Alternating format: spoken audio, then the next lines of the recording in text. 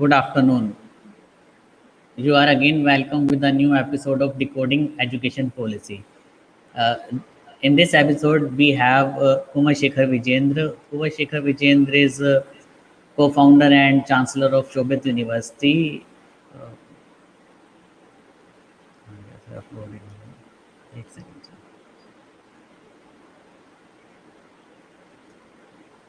So Kumar Shekhar Vijendra is a founder and chancellor of Shobhit University, and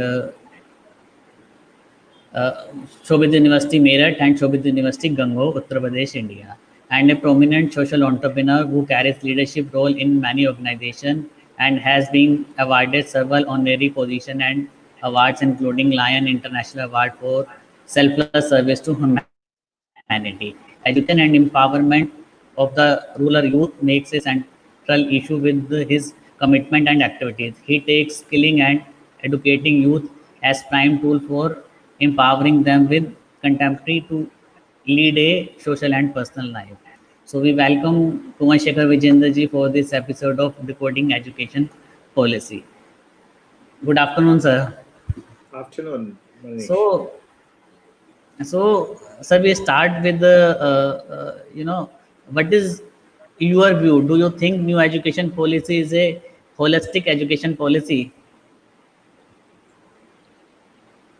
First of all, thank you very much, Manish, for inviting me. And you are talking about decoding new education policy. However, the word today is talking about coding something. If we look at the new education policy has replaced a 34-year-old policy. And it has made a historical correction of considering education as a means of knowledge-centering attribute and competency rather than a matter of turning humans into resources. Even the name of the ministry has been changed from Human Resource to Ministry of Education now. And when I look at this particular inclusivity, this approach, what has been adopted today, it reminds me of a book which I must have quoted earlier also many times, but every time the listeners, the audience is different. And I found it very relevant to talk it today. So there is a book called Teacher and Child. It is written by Dr. Hem Ginot, who was a survivor of a concentration camp, Hitler's concentration camp. So what he wrote, I quote, "I am a survivor of a concentration camp. My eyes saw what no person should witness.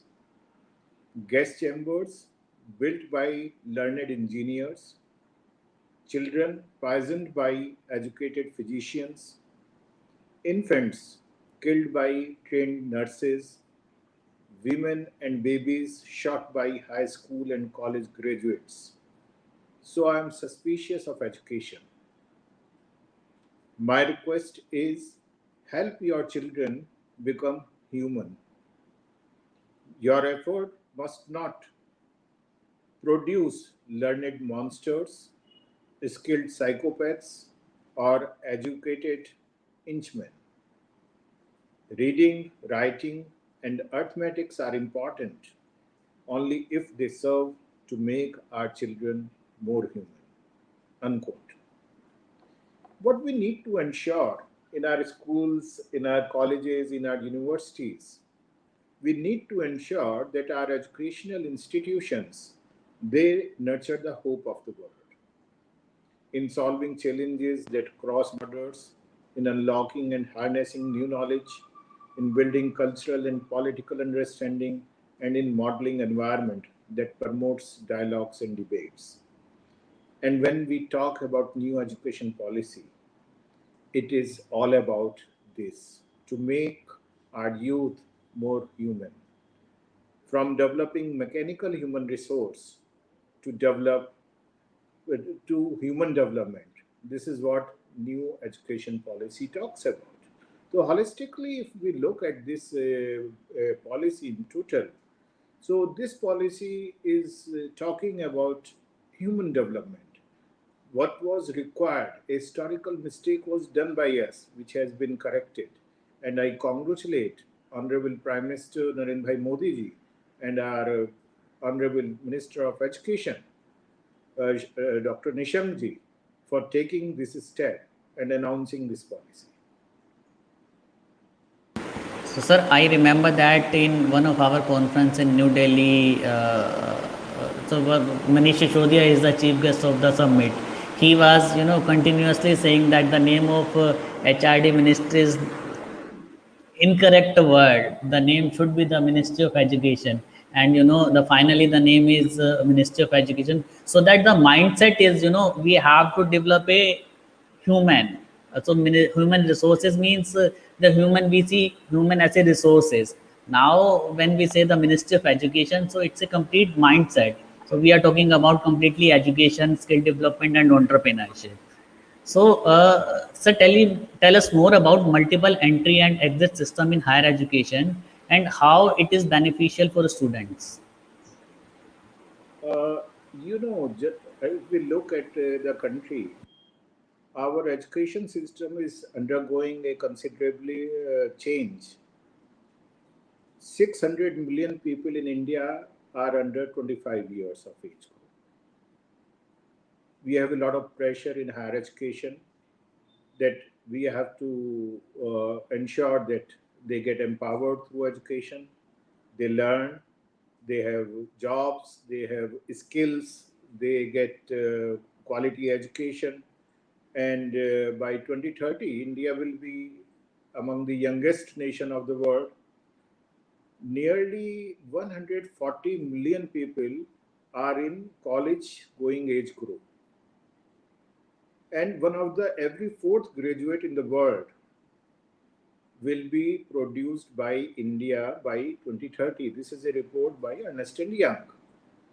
When there is so much pressure is there, we cannot have a system that once you enter into a university in higher education institution, you remain there for 3 years, 4 years, and after that you come out. There are so many reasons to come out in between. I congratulate the government for taking this daring step, I will use the word. Globally, however, it has been accepted, it has been adopted. But why it is daring? Because, there are people, those who want to learn, but they cannot afford to be away from the job for 4 years.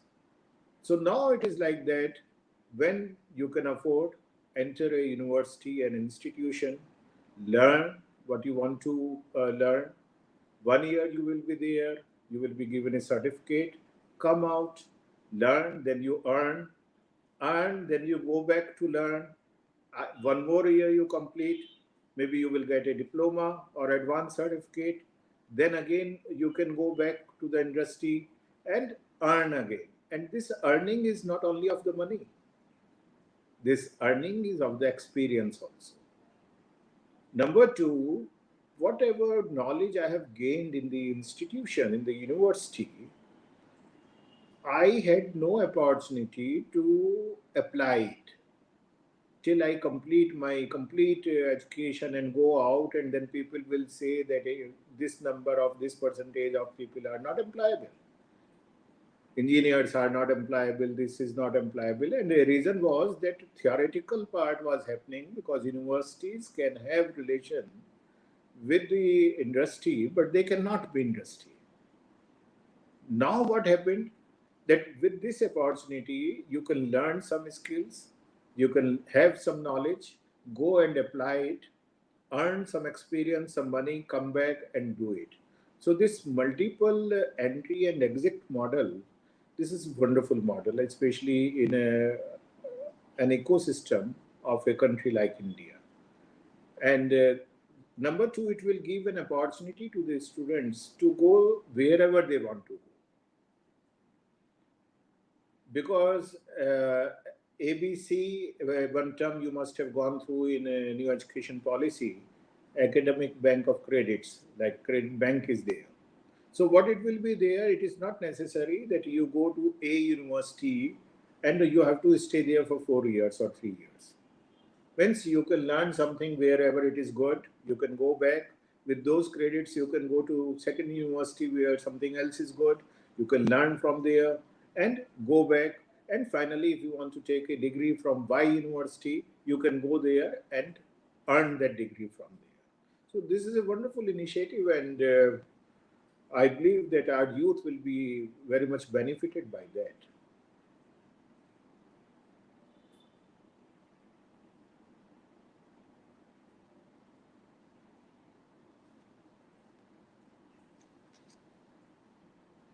Manish, are you there?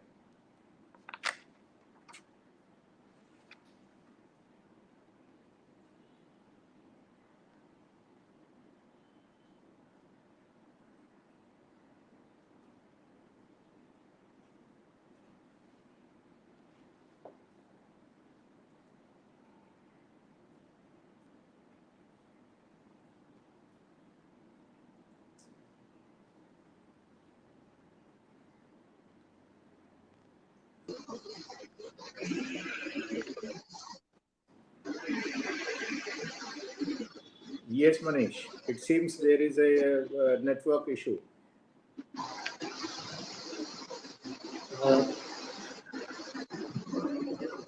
I can understand that there can be a network issue, and this is a challenge which needs to be addressed.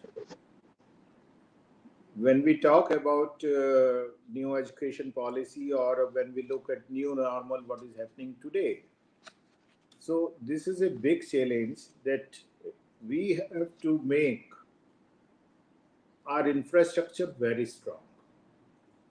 IT infrastructure, technical infrastructure very strong. And to make that infrastructure very strong, new education policy talks about it also. That there will be a national technology infrastructure, a network will be there where people will be in position to leverage from that, and every village, every small place, every institution will get connected to that.